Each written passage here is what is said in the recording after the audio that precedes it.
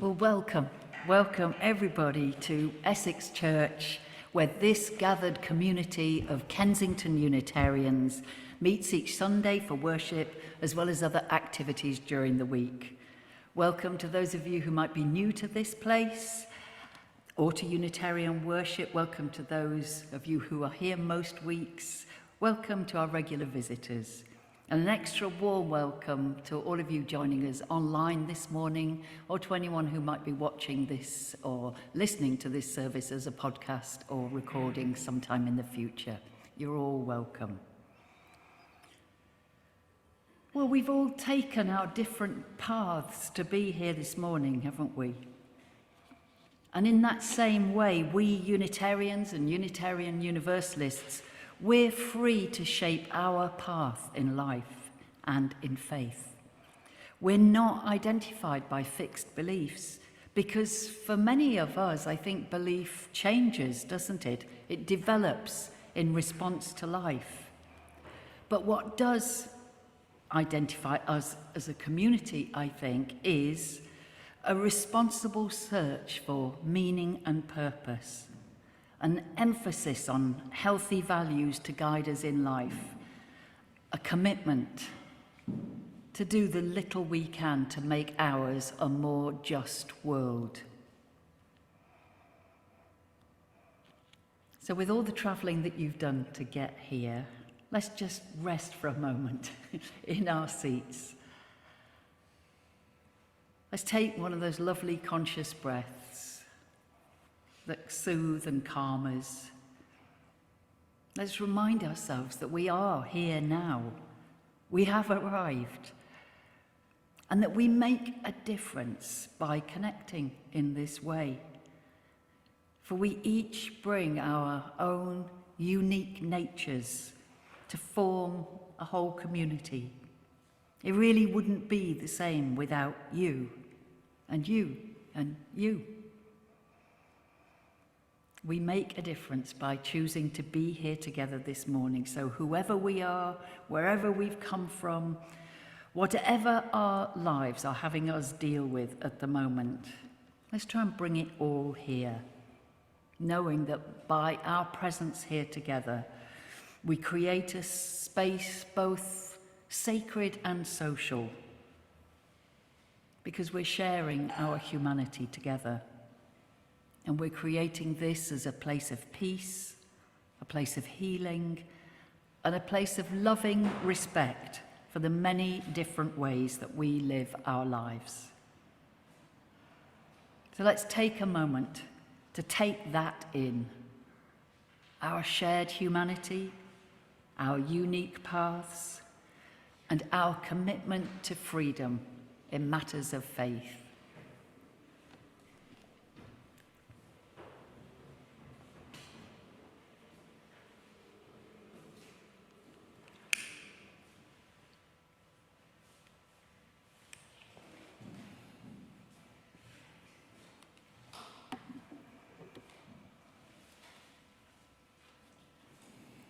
Martin Luther King once said, "The hope of the world is in dedicated minorities, the trailblazers in human, academic, scientific and religious freedom.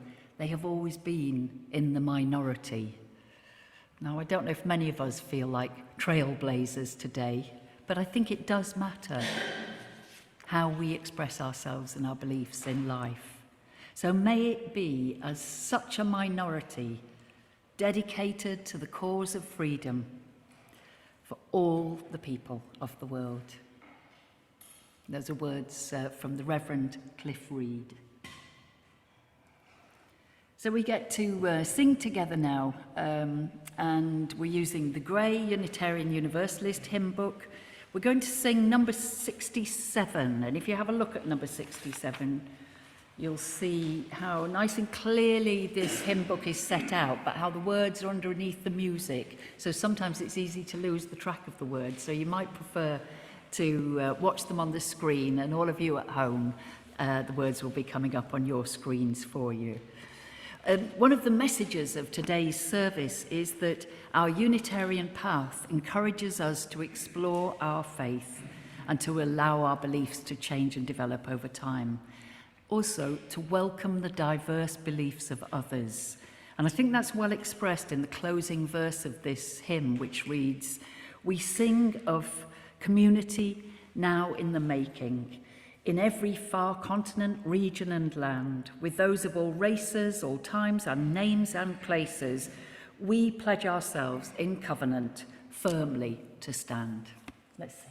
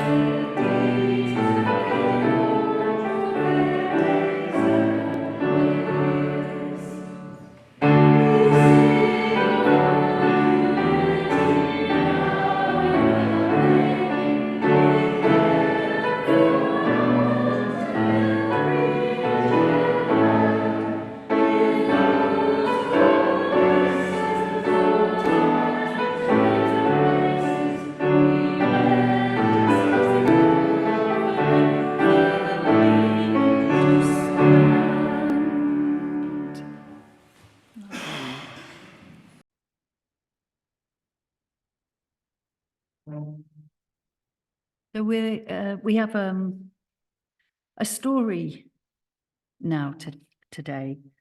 And let me just check I'm doing this right. Yes. Which goes on a bit, and I'm not sure it even works particularly. There's a story now, but the character there's a picture inside. For those of you at home, apologies for this, but I will explain all. Some of you know that I spent many years as a teacher of religious education. Now, it's a subject in this country that takes quite a bit of effort from teachers in most schools just to keep young people awake and vaguely interested. And the story that I'm going to tell you now, or version of it, I've told many times before. I've told it about a camel, I've told it about an elephant, and I even told it about a guinea pig when I happened to have an obliging guinea pig living with us in the classroom. But I've never told it about a rhinoceros, and that's what this story is all about. We've got a photo of a rhino on the front of the order of service today.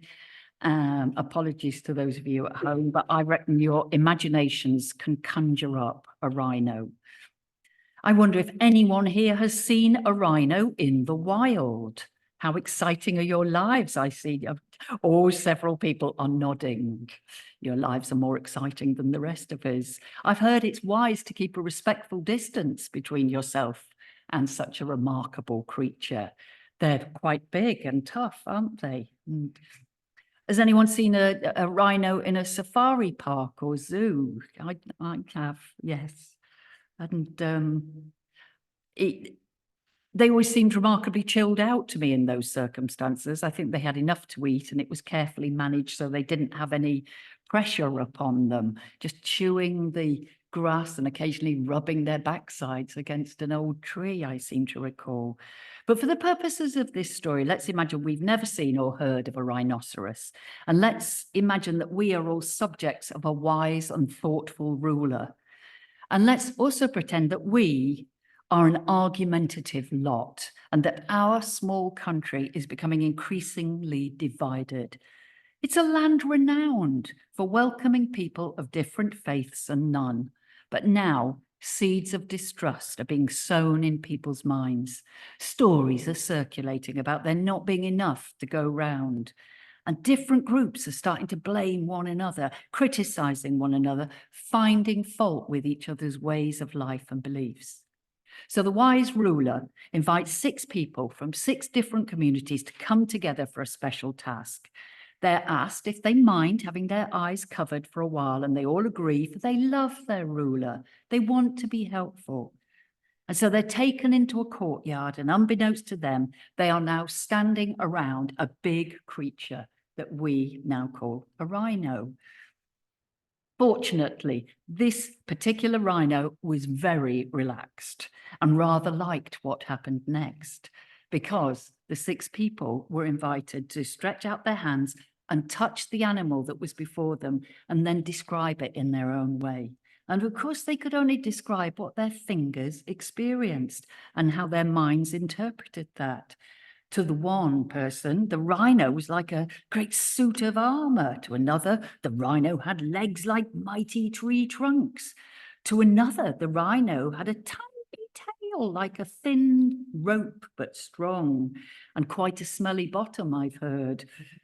To another, the rhino had 3 humpy horns. Yet another only felt 1 horn and was therefore convinced that this was a unicorn of old fables.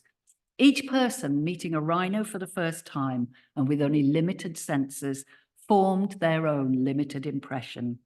And then the wise ruler escorted them away from the rhino into a room where he asked them what they now knew of rhinoceroses. And they started to argue, as they were used to doing, from their different perspectives.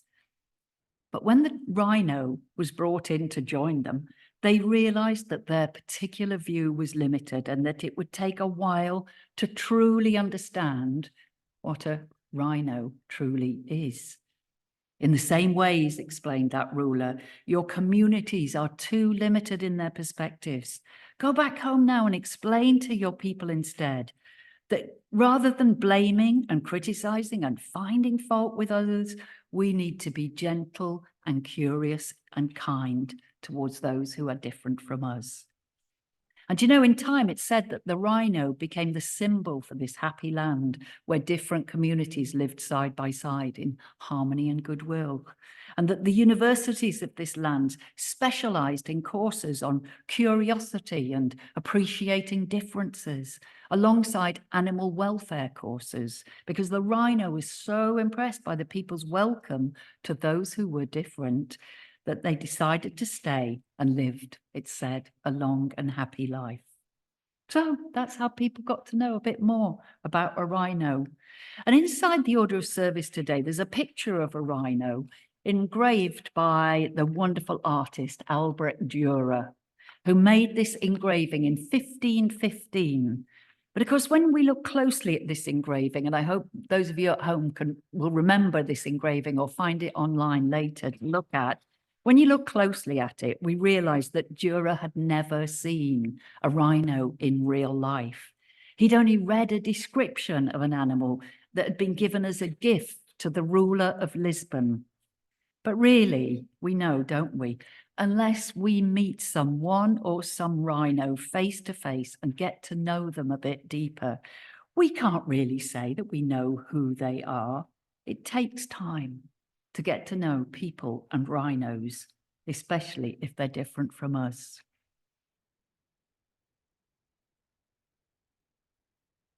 So let's take that into a time now of reflection and prayer. Let's join in a time when we call on that divine spirit of life and love to bless the communities of the world, that they might be places where people can flourish and grow, feel secure, and so be able to take the risks that are inevitable in a life well lived. Let us pray for all human organizations, for their members and their leaders, that they might use their powers wisely and always for the greatest good.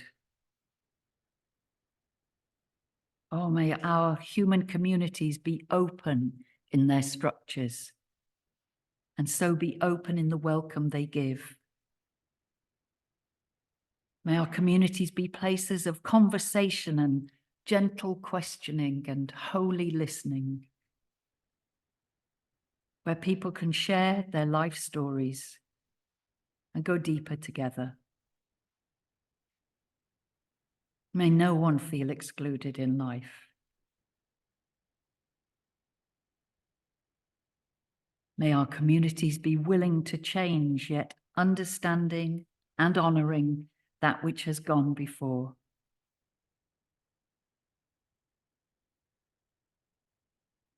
And in a few moments of shared silence, perhaps we might think of groups and communities that are important in each of our lives. Neighbours, perhaps, friends or families, our interest groups, our church and places of work, the connections we make online, the connections we treasure.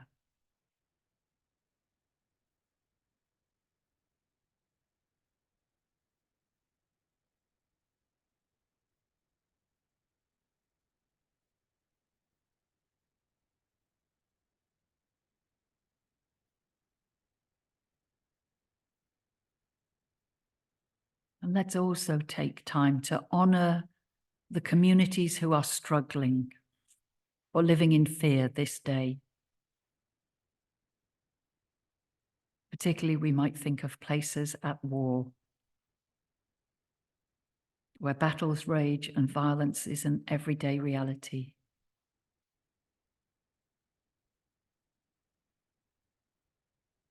Oh, may peace prevail in all our world's troubled spots.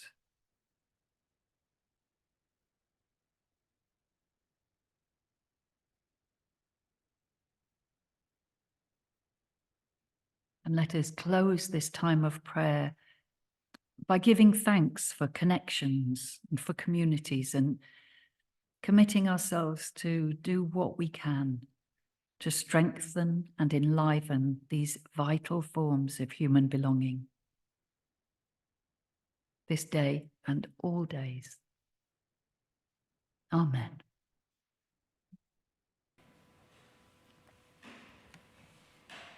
We get to sing again now, and I have to remind myself always to say that it's fine to sing or not sing, to stand or sit or do whatever you need to do. Be comfortable. But some of us are going to be singing hymn number 108 in the Grey Book. It's the old Quaker song of defiance against tyranny. My life flows on in endless song above earth's lamentation. How can I keep from singing? So let's do just that. Let's make a sweet, strong sound that would have some tyrants trembling today. 108.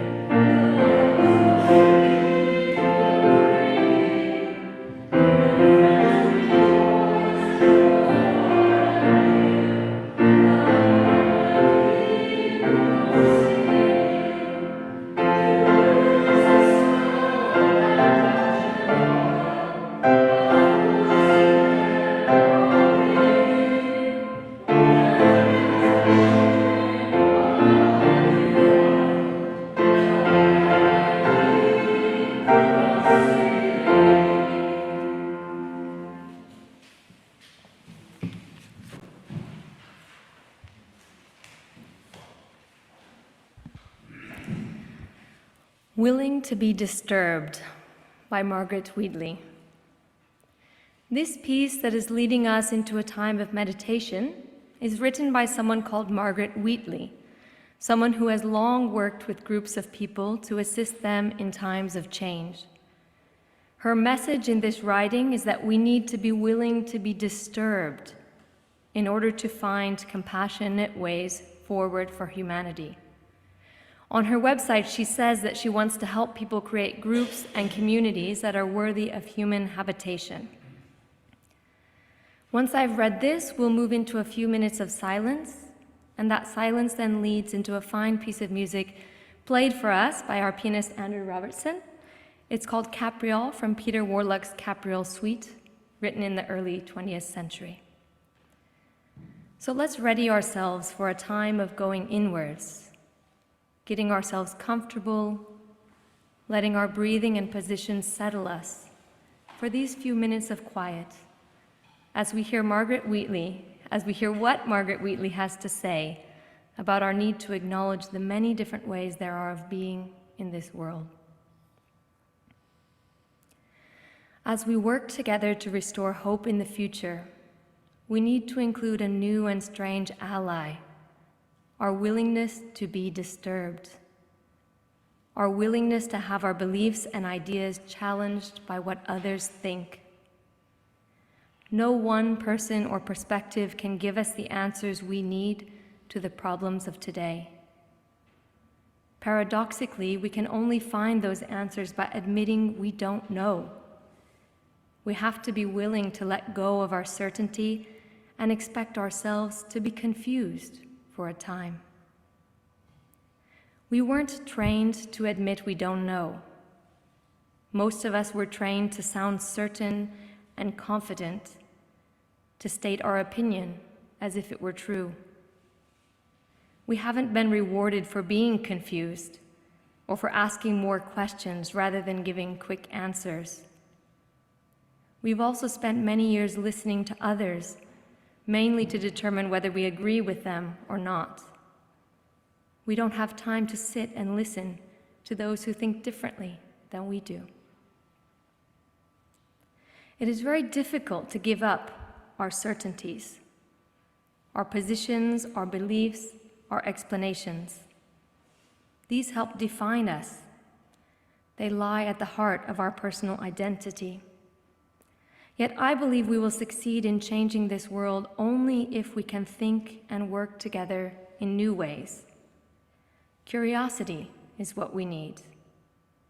We don't have to let go of what we believe, but we do need to be curious about what someone else believes. We do need to acknowledge that their way of interpreting the world might be essential to our survival. Words by Margaret Wheatley to take us into the fellowship of quietness now.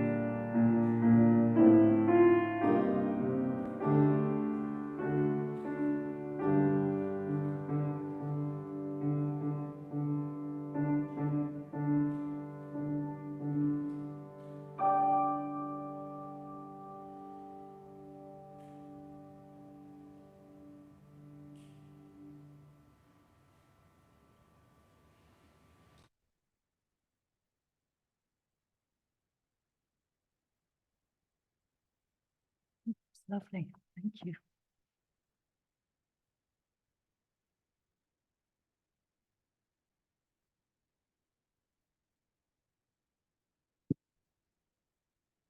Well, just returning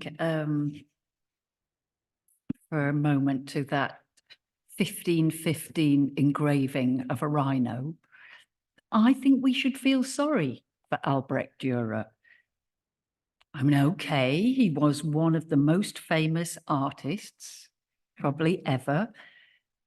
In the early 16th century, he'd already invented the sales technique, perfected now, I think, by IKEA and assorted poster manufacturers around the world, create a really appealing image and then work out how to make prints of it very, very cheaply, and then sell lots and lots of prints to people who want to hang your picture in their living room.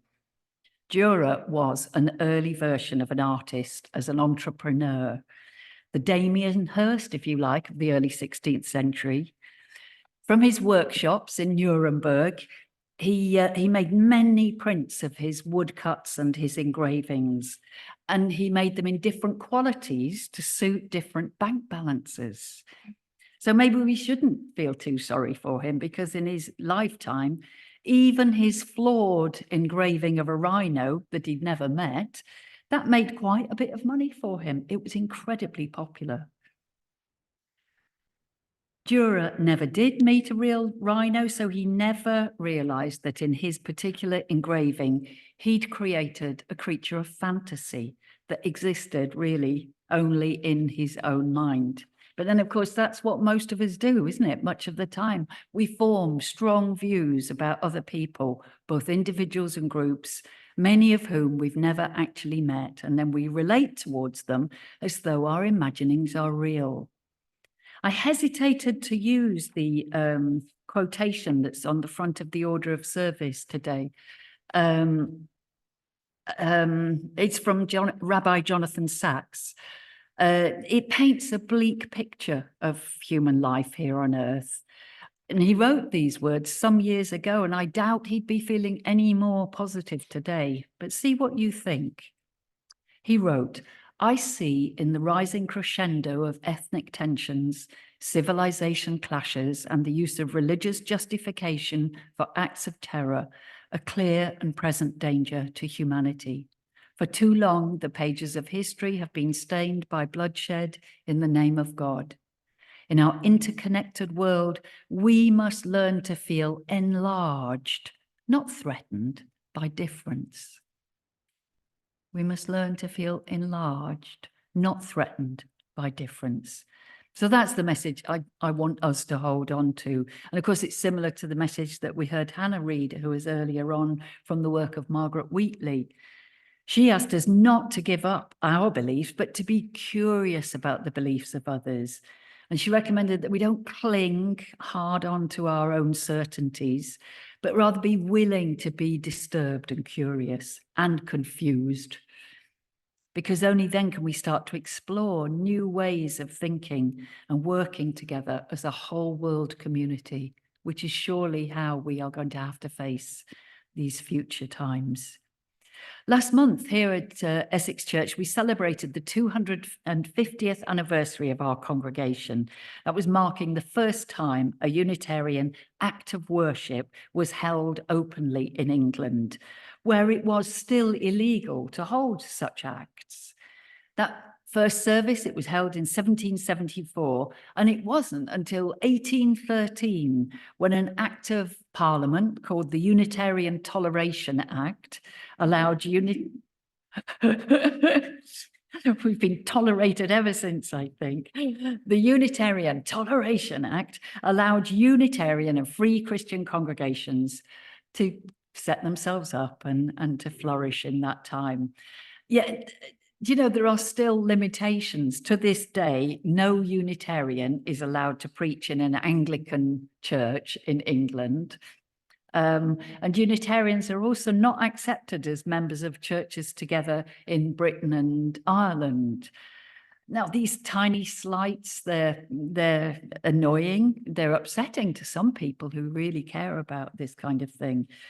But maybe those kind of small acts of discrimination might help us relate a bit better to people are all around the world who are facing discrimination each and every day because of their chosen faith.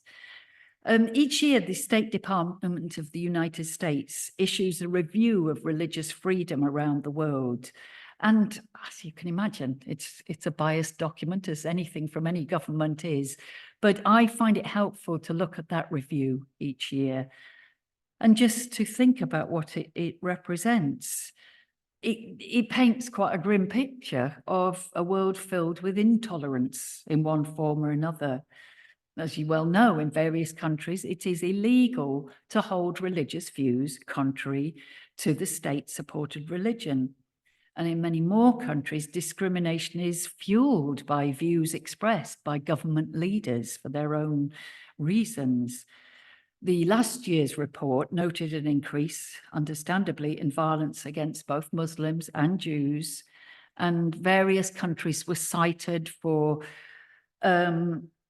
particularly harsh treatment of people for their religious beliefs. You can imagine Myanmar, China, Eritrea, Iran, North Korea, Nicaragua, Pakistan, Russia, Saudi Arabia, Tajikistan, and Turkmenistan. What can we do about this? We can perhaps find out more about what goes on in those countries because it will be complex. We know in truth that our little acts of concern won't make much of a difference. But you know, I do think it's worth signing online petitions. It is worth joining Amnesty International campaigns because those actions can sometimes improve the conditions in which people are kept by repressive regimes. To know that people of the world are informed and concerned about ill treatment, it may sometimes help. We might campaign for a truly universal acceptance of the United Nations Declaration of Human Rights throughout countries of our world, which of course declares that everyone has the right to freedom of thought, conscience, and religion. And this right includes freedom to change one's religion or belief, and freedom either alone or in community with others like this today, in public or private, to manifest one's religion or belief in teaching, practice, worship, and observance. But maybe the key task for each and every one of us is just to ensure that our own house is in good order, to examine our own prejudices and attempt to rebalance the prejudices of our own society. At times, I can still feel a little bit of pride in our pluralist society where all people are free to express their own religious beliefs. Though sometimes, you know, I find myself despairing to know that most Muslim and Jewish places of worship here in the United Kingdom employ security guards on their doors in case of attack. Imagine if that was our Unitarian congregation now. I don't know how easy I would feel to have a security guard on the door. And of course, that is what dissenters of hundreds of years ago were dealing with themselves. They had guards on the door to warn them if government agents were coming to arrest them. But here we are in the 21st century, and there are still many wrongs to right. So I hope we Unitarians can be a helpful voice in the debate of how we live in a diverse community. I hope we can encourage ourselves and others to be curious about those who are different from us rather than afraid. I hope we can assert common human bonds across those divides, forge them through respect and goodwill, and create some new connections built on foundation stones of empathy and love. I think that would be a genuinely helpful legacy from the struggles of our own forebears to win our religious freedom. It would be a little sign of our gratitude and our respect. I'm going to end with some simple yet truly aspirational words repeated by Unitarian Children's Group over many years and said as their chalice flame of freedom is lit. This is the church of the open mind. This is the church of the loving heart. This is the church of the helping hands.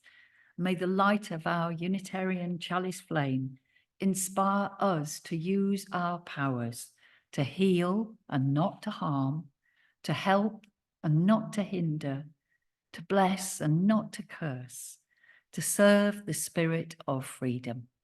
May it be so. Amen.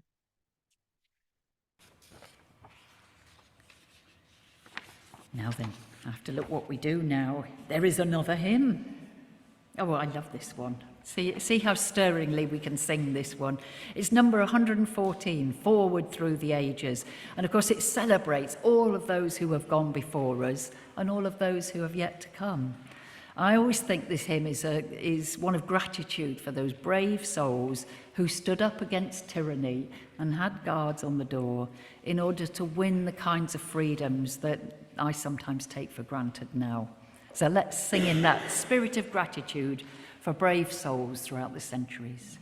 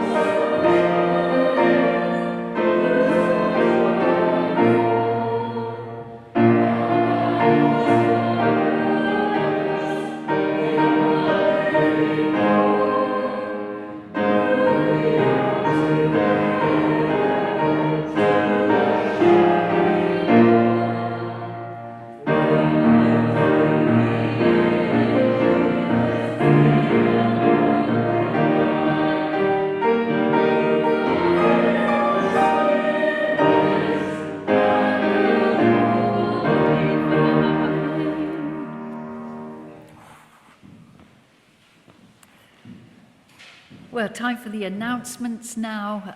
My thanks go to Andrew Robinson for great music today. Thank you, Janine, for essential tech support there here in the church. And seamless, I must say, seamless. And to Charlotte for co-hosting and welcoming everyone online.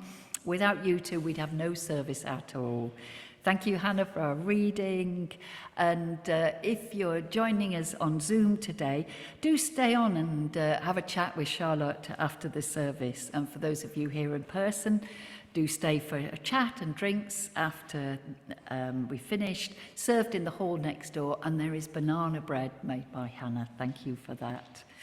And we've also got Hannah to thank for offering to do a yoga class for us after the service today. 12:30 to 1:30 in here. You don't need any experience for this. You don't need a mat. You don't need special clothing. Just a willingness to move within your limits, at your level. Breathe, rest, stretch. It's lovely. This coming Wednesday, I think, am I right, Brian? We've got an in-person heart and soul. If you've not experienced that before, it's a small spiritual gathering. It's really lovely atmosphere. That's at 7 p.m. Do let Brian know if you fancy coming along. Chance to go deeper in good company with others through sharing, silence and prayer. There's also an online Heart and Soul on Friday, and there's an email address for Alex Bryanson if you'd like to join that. Looking further ahead, there's the Better World book group is reading a book on being unreasonable. I think that's meant to be an excellent book, and Jane can help you get a copy of that if you need one. I want to particularly mention the 2nd of June, we're going to have another of our tea dancers, which were so popular a few years ago. Rachel Sparks is coming back to lead that. And what I was going to ask people to do is think about coming along for that, even if you are no dancer. They're great social occasions. There's always tea and cake, interesting people to talk with, and it'd be good to have people from the congregation here to welcome visitors. So, yeah, and I think there will be bunting, so that's always worth coming to church for, I feel. Janine is joining Patricia Brewerton next week to lead a service on home. I recommend that to you. The main details of all these activities are on the back of the order of service sheet, so do take that away with you. And they also are in the Friday email, so if you don't get that, do sign up for it. A congregation, of course, has a life beyond Sunday services, and it's great that people do keep in touch with each other and look out for each other, nurturing some of those connections that our society so needs. So I think that's everything now. Just time for our closing words and then music. These words are based on a piece written by Joseph Cherry. If we have any hope of transforming the world and changing ourselves, we must be bold enough to step into our discomfort, brave enough to be clumsy there, loving enough to forgive ourselves and others. So may we, as a people of faith, be granted the strength to be so bold, so brave, and so loving. And may that be always for the greater good of all. Amen. Go well, all of you, and blessed be.